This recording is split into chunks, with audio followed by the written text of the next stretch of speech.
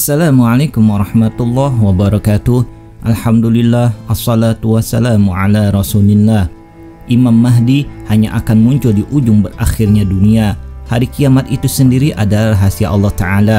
Tidak ada yang tahu kapan masa tersebut akan datang. Tetapi dalil menyatakan bahwa akhir dunia akan mendekati bumi yang rusak. Ini bisa berarti bencana alam yang terus-menerus, tanah longsor, banjir, gempa bumi, letusan gunung berapi, dan peperangan yang terjadi di mana-mana. Pada saat itulah Imam Mahdi akan muncul. Dari Abi Sa'id Al-Khudri, Rasulullah Shallallahu Alaihi Wasallam bersabda, "Aku berikan kabar gembira kepada kalian dengan datangnya Al-Mahdi yang dimunculkan kepada umatku ketika terjadi perselisihan dan kegoncangan di antara manusia. Lalu bumi akan dipenuhi dengan keseimbangan dan keadilan, sebagaimana ia telah dipenuhi oleh kejahatan dan kezaliman. Penduduk bumi dan langit ridha dengannya." Hadis riwayat Imam Ahmad bin Hanbal. Salah satu tanda-tanda kiamat sudah dekat adalah kemunculan bintang berekor, dan apabila ini sudah terjadi dengan diikuti tanda lainnya, maka kemungkinan Imam Mahdi juga akan segera datang.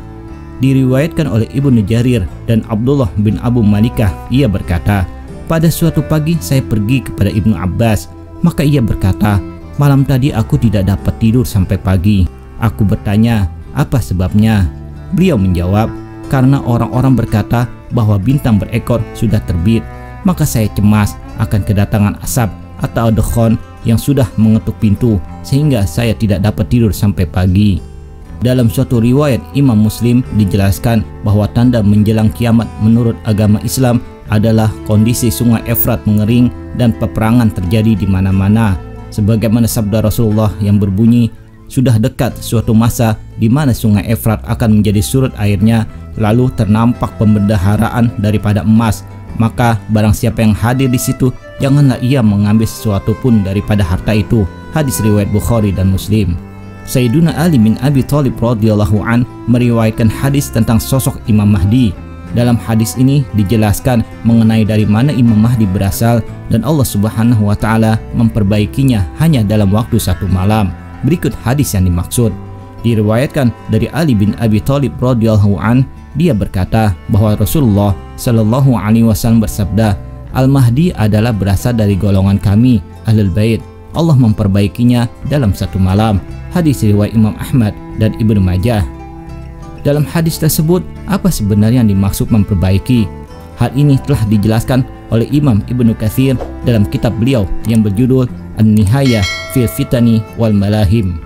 Dalam kitab tersebut, Ibnu Katsir menyampaikan bahwa yang dimaksud dari memperbaiki, maksudnya Allah Subhanahu wa Ta'ala memberikan ampunan kepadanya, menuntunnya, dan memberikan ilham kepadanya, serta mengarahkannya setelah dia tidak seperti itu.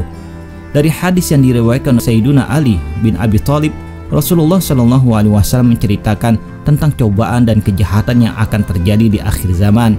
Ini menunjukkan bahwa Allah Subhanahu wa Ta'ala memperbaiki berbagai hal orang-orang yang beriman. Ihwal yang dimaksud Al-Mahdi berasal dari Ahlul Bait, yaitu berarti bahwa Al-Mahdi lahir dari keturunan Fatimah binti Rasulullah. Namanya pun sama dengan nama Nabi Muhammad, yaitu Muhammad bin Abdullah. Dasarnya sebagaimana hadis berikut ini. Rasulullah Shallallahu Alaihi Wasallam bersabda, "Dunia tidak akan berakhir sampai orang Arab diperintahkan oleh seorang pria dari keluargaku, namanya sama dengan namaku dan nama ayahnya sama dengan nama ayahku." Hadis riwayat Imam Ahmad dan Imam At-Tirmizi serta Abu Dawud. Dalam riwayat lain, Rasulullah Shallallahu Alaihi Wasallam bersabda, "Andaikan dunia tinggal sehari, sungguh Allah akan panjangkan hari tersebut sehingga diutus padanya seorang lelaki dari ahli baitku, namanya serupa namaku dan nama ayahnya serupa nama ayahku, Muhammad bin Abdullah. Ia akan penuhi bumi dengan kejujuran sebagaimana sebelumnya dipenuhi oleh kezaliman dan penganiayaan." Hadis riwayat Abu Dawud. Ibnu Katsir menjelaskan bahwa Imam Mahdi bernama Muhammad bin Abdullah Al-Alawi Al-Fatimi Al-Hasani, seperti yang tertulis dalam kitab beliau An-Nihayah fil Fitani wal Malahim. Dalam satu riwayat disebutkan, Imam Mahdi dari keluargaku dari putra Fatimah. Hadis riwayat Abu Dawud. Ini berarti Imam Mahdi berasal dari keturunan Hasan bin Ali bin Abi Thalib yang merupakan putra Fatimah Az-Zahra dengan Ali bin Abi Thalib. Kemudian setelah muncul, Allah Subhanahu wa Ta'ala akan memperbaikinya dalam satu malam. yaitu memperbaiki urusannya dan mengangkat takdirnya dalam satu malam, sebagaimana penjelasan Ibnu Katsir bahwa Allah Subhanahu wa taala mengampuni dan membimbing Al-Mahdi. Artinya dapat diketahui bahwa Al-Mahdi adalah manusia biasa tetapi diberikan keutamaan untuk menebarkan keadilan di muka bumi. Di antara tanda-tanda kiamat adalah munculnya Al-Mahdi di akhir zaman, dan dia akan memerintah selama 7 tahun memenuhi bumi dengan keadilan. Bumi akan menghasilkan tumbuh-tumbuhan dan langit akan menurunkan hujannya dan harta yang berlimpah. Rasulullah Shallallahu Alaihi Wasallam bersabda, sungguh bumi ini akan dipenuhi oleh kezaliman dan kesemena-menaan, dan apabila kezaliman serta kesemena-menaan itu telah penuh, maka Allah Subhanahu wa taala akan mengutus seorang laki-laki yang berasal dari umatku, namanya seperti namaku dan nama bapaknya seperti nama bapakku. Maka ia akan memenuhi bumi dengan keadilan dan kemakmuran, sebagaimana bumi telah dipenuhi sebelum itu oleh kezaliman dan kesemena-menaan. Di waktu itu langit tidak akan menahan setetes pun dari tetesan airnya, dan bumi pun tidak akan menahan sedikit pun dari tanaman-tanamannya. Maka ia akan hidup bersama kamu selama 7 tahun atau 8 tahun atau 9 tahun. Hadis riwayat Tabrani. Dalam riwayat lain dari sahabat Anas bin Malik radhiyallahu an, Rasulullah Shallallahu Alaihi Wasallam bersabda, Al-Mahdi akan keluar di akhir kehidupan umatku. Allah akan menurunkan hujan kepadanya sehingga bumi menumbuhkan tumbuh-tumbuhan, diberikan kepadanya harta yang berlimpah, semakin banyak binatang ternak, dan pada saat itu umat semakin mulia, dan ia memerintah selama 7 atau 8 tahun. Hadis riwayat Imam Muslim dan Imam Ahmad. Di hadis berikutnya Rasulullah Shallallahu Alaihi Wasallam bersabda, pada akhir zaman akan muncul seorang khalifah yang berasal dari umatku yang akan melimpahkan harta kekayaan selimpah-limpahnya, dan ia sama sekali tidak akan menghitung-hitungnya. Hadis riwayat Muslim dan Imam Ahmad. Khalifah yang dimaksud dalam hadis tersebut adalah Al-Mahdi. Abu Sa'id Al-Khudri meriwayatkan Rasulullah Shallallahu Alaihi Wasallam bersabda, hadir di tengah-tengah umatku Al-Mahdi. Jika masanya sebentar, maka itu berlangsung selama 7 tahun, atau jika tidak, maka selama 9 tahun. Selama durasi tersebut, umatku menikmati kenikmatan yang mereka belum pernah menikmati situasi seperti itu sebelumnya sama sekali. Diberikan segala buah-buahan dan tidak ada di antara umatku yang menyimpannya sedikit pun. Ketika itu harta ditolak, sehingga seseorang berdiri dan berkata, wahai Mahdi, beri aku sesuatu. Maka dia mengatakan, ambillah. Terkait hadis tersebut, Umar Sulaiman Al-Asgar menjelaskan, nama Al-Mahdi yang diucapkan Rasulullah adalah seorang khalifah yang menangani segala urusan kaum muslim di akhir zaman. Dia memenuhi dunia dengan keadilan di tengah dunia yang penuh kedustaan dan kezaliman. Allah Subhanahu wa taala menguatkan Al-Mahdi dengan kemenangan untuk mengalahkan kekuatan jahat dan perusak yang berkuasa. Sosoknya menjadi contoh hakim muslim yang wara dan kuat dalam menegakkan keadilan dan menghancurkan kezaliman. Para ahli ilmu memandang Al-Mahdi sebagai seorang khalifah yang banyak mengeluarkan harta pada zamannya. Dia memberikan harta kepada siapapun yang memintanya dan ia tidak pernah menghitungnya lagi. Sejarawan dan ahli tafsir Imam Ibnu Katsir dalam kitab beliau yang berjudul An-Nihayah mengatakan bahwa Al-Mahdi merupakan salah seorang khulafaur rasyidin dan imam yang mendapat petunjuk Allah Subhanahu wa taala, al-a'immah al-mahdiyyin. Ciri-ciri Al-Mahdi telah diterangkan oleh Rasulullah dalam hadis yang berbunyi, Al-Mahdi berasal dari umatku, berkening lebar, berhidung panjang dan mancung. Ia akan memenuhi bumi dengan keadilan dan kemakmuran, sebagaimana bumi ini sebelumnya dipenuhi oleh kezaliman dan kesemena-menaan, dan umur kekhalifahannya sekitar 7 tahun. Hadis riwayat Abu Daud dan Hakim. Dijelaskan dalam suatu riwayat bahwa Imam Mahdi akan muncul di Madinah setelah perselisihan terjadi akibat kematian seorang pemimpin. Dari Ummu Salamah radhiyallahu anha menceritakan akan terjadi suatu perselisihan ketika wafatnya seorang khalifah. Kemudian seseorang dari penduduk Madinah akan melarikan diri ke Mekah. Orang-orang Mekah pun mendatanginya dan membawanya keluar, sedangkan ia tidak menyukainya, lalu membaiatnya di antara rukun sisi Ka'bah dan makam Ibrahim. Dalam riwayat lain, Rasulullah Shallallahu Alaihi Wasallam bersabda, akan terjadi perselisihan setelah wafatnya seorang pemimpin, maka keluarlah seorang laki-laki dari penduduk Madinah mencari perlindungan ke Mekah. Lalu datanglah kepada lelaki ini beberapa orang dari penduduk Mekah, lalu mereka membaiat Imam Mahdi secara paksa. Maka ia dibaiat di antara rukun atau sisi Ka'bah dengan makam Ibrahim, yaitu di depan Ka'bah. Kemudian diutuslah sepasukan manusia dari penduduk Syam. Maka mereka dimenamkan di sebuah daerah yang bernama Al-Baidah yang berada di antara Mekah dan Madinah. Hadis riwayat Abu Daud. Juga terdapat riwayat lain, Rasulullah SAW bersabda dari Abu Asma Ar-Rahabi dari Sauban, dia berkata, Rasulullah SAW bersabda, kelak 3 orang akan berperang di dekat perbendaharaan kalian ini, yaitu dekat Ka'bah, dan kesemuanya adalah anak khalifah, dan tidak ada yang menang melainkan 1 orang. Lalu muncullah bendera-bendera hitam dari wilayah timur. Mereka lantas memerangi kalian dengan peperangan sengit yang sama sekali belum pernah dilakukan kaum manapun. Jika kalian melihatnya, maka berbaiatlah kepadanya walaupun sambil merangkak di atas salju, karena sesungguhnya dia adalah Khalifah Allah Al-Mahdi. Hadis riwayat Ibnu Majah. Ada perbedaan pendapat ulama mengenai siapakah yang dimaksud dengan khalifah yang berada dalam manhaj kenabian atau khilafah alamin hajin nubuwah dan kepemimpinan 12 lelaki atau khalifah atau amir. Dari Huzaifah bin Yaman radhiyallahu an berkata, sesungguhnya Rasulullah SAW bersabda, kenabian akan menyertai kalian selama Allah menghendakinya, kemudian Allah mengangkat kenabian itu bila menghendakinya, kemudian akan datang masa khilafah sesuai dengan jalan kenabian, khilafah alamin hajin nubuwah pada waktu Allah menghendakinya, kemudian Allah akan mengangkatnya apabila menghendakinya, kemudian akan datang kerajaan yang menggigit dalam waktu yang Allah kehendaki, kemudian Allah mengangkatnya apabila menghendakinya, dan diganti dengan kerajaan yang memaksakan kehendaknya, kemudian akan datang khilafah sesuai dengan jalan kenabian. Lalu Nabi diam. Habib bin Salim berkata, setelah Umar bin Abdul Aziz menjadi khalifah, sedangkan Yazid bin An-Nu'am bin Bashir menjadi sahabatnya, maka aku menulis hadis ini kepada Yazid. Aku ingin mengingatkannya tentang hadis ini yang aku riwayatkan dari ayahnya. Lalu aku berkata kepada Yazid dalam surat ini, sesungguhnya aku berharap bahwa Amirul Mukminin Umar bin Abdul Aziz adalah khalifah yang mengikuti minhaj an-nubuwah, sesudah kerajaan yang menggigit dan memaksakan kehendak. Kemudian suratku mengenai hadis ini disampaikan oleh Umar bin Abdul Aziz, dan ternyata beliau merasa senang dan kagum dengan hadis ini. Hadis riwayat Ahmad, Al-Bazzar, Abu Daud, dan Baihaqi.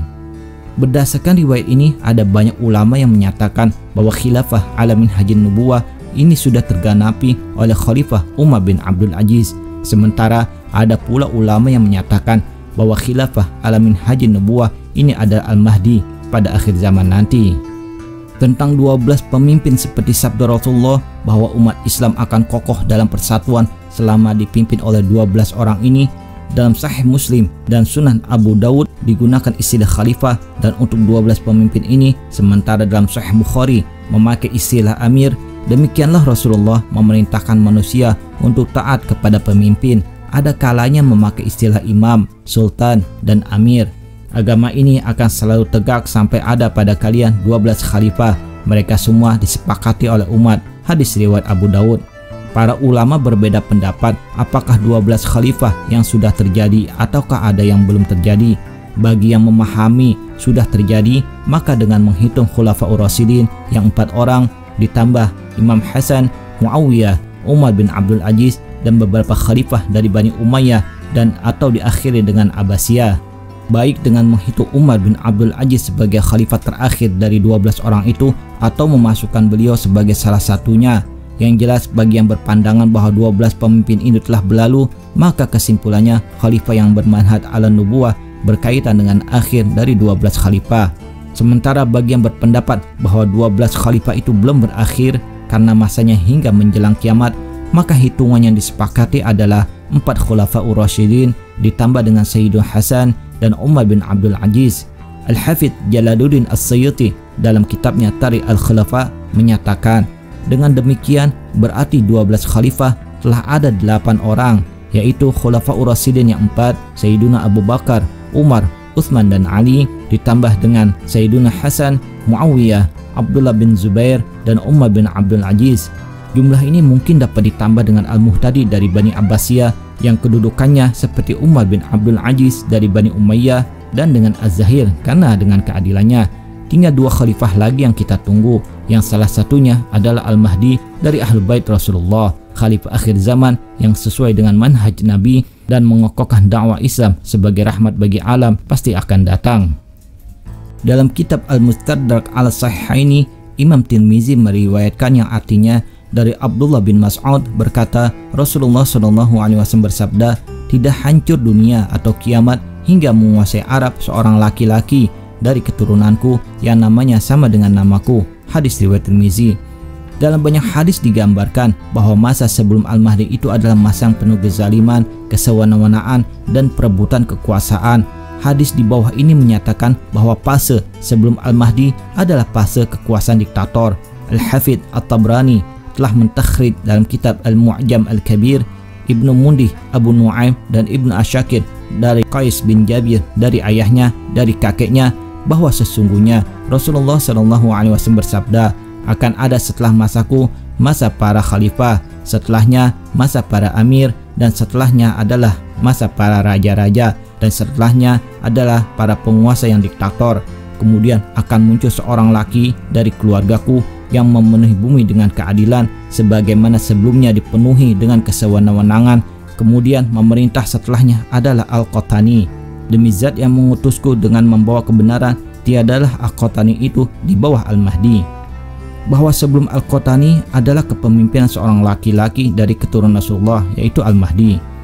Dari hadis itu, Rasulullah SAW membagi fase masa kepemimpinan setelahnya menjadi 6 fase. Yang pertama, masa khalifah. Yang kedua, masa umara. Yang ketiga, masa kerajaan. Yang keempat, masa jabariyah atau kepemimpinan yang diktator. Yang kelima, kepemimpinan dzurriyyah Rasulullah yang menegakkan keadilan, yaitu Imam Al-Mahdi. Dan yang keenam, masa Al-Qahtani. Dari hadis ini menjadi nyata bahwa sebelum kepemimpinan Al-Mahdi itu bukan sistem khilafah yang menegakkan keadilan, melainkan jabariyah, kekuasaan yang diktator. Sehingga dengan demikian bahwa Al-Mahdi adalah memenuhi khilafah alamin hajin nubuwah yang menegakkan keadilan. Yang menarik, selepas Al-Mahdi ada kepemimpin definitif, yaitu Al-Qahtani. Dalam beberapa riwayat menceritakan bahwa Imam Mahdi muncul setelah bumi kedatangan Dajjal. Dajjal adalah manusia dari turunan Nabi Adam alaihissalam yang memiliki kekuatan luar biasa. Ia berjalan ke seluruh penjuru bumi untuk menebarkan fitnah, kecuali kota Mekah dan kota Madinah yang tidak bisa ia masuki. Sebuah hadis menjelaskan bahwa Dajjal keluar dari daerah Khurasan. Ulama mazhab Syafi'i, Syekh Muhammad Al-Asyad Al-Banjari juga menyebutkan umat muslim berada di bawah pimpinan Imam Mahdi saat mendekati hari akhir kelak. Nantinya pasukan Imam Mahdi ini akan terkepung oleh pasukan Dajjal di dalam Bait Al-Maqdis. Di tempat tersebut, Imam Mahdi kemudian berdoa kepada Allah Subhanahu wa taala dan memohon pertolongan. Allah Subhanahu wa taala pun mengabulkan doa Imam Mahdi dan menurunkan Nabiullah Isa alaihissalam. Kemudian keduanya akan berperang dan menghancurkan kezaliman serta melawan Dajjal. Lalu Allah Subhanahu wa taala memberikan kemenangan terhadap mereka. Kelak Dajjal akan dibunuh oleh Nabiullah Isa di pintu Lut, suatu desa di dekat Baitul Maqdis Palestina. Rasulullah SAW bersabda, kalian perangi Jazirah Arab dan Allah beri kalian kemenangan, kemudian Persia dan Allah beri kalian kemenangan, kemudian kalian perangi Rum dan Allah beri kalian kemenangan, kemudian kalian perangi Dajjal dan Allah beri kalian kemenangan. Hadis riwayat Muslim. Setelah wafatnya Dajjal, umat Islam menjadi semakin kuat. Mereka membunuh orang-orang musyrik dan para Yahudi. Namun setelah itu muncullah tentara Ya'jud dan Ma'jud yang jumlahnya sangat banyak dan tidak terkalahkan. Dalam hadis An-Nawas bin Sam'an radhiyallahu an, Allah memberitahukan kepada Nabiullah Isa alaihissalam akan keluarnya Ya'jud dan Ma'jud yang tidak akan seorang pun mampu memerangi mereka. Allah memerintahkan Nabiullah Isa untuk membawa kaum mukminin ke Gunung Tur yang berada di Palestina.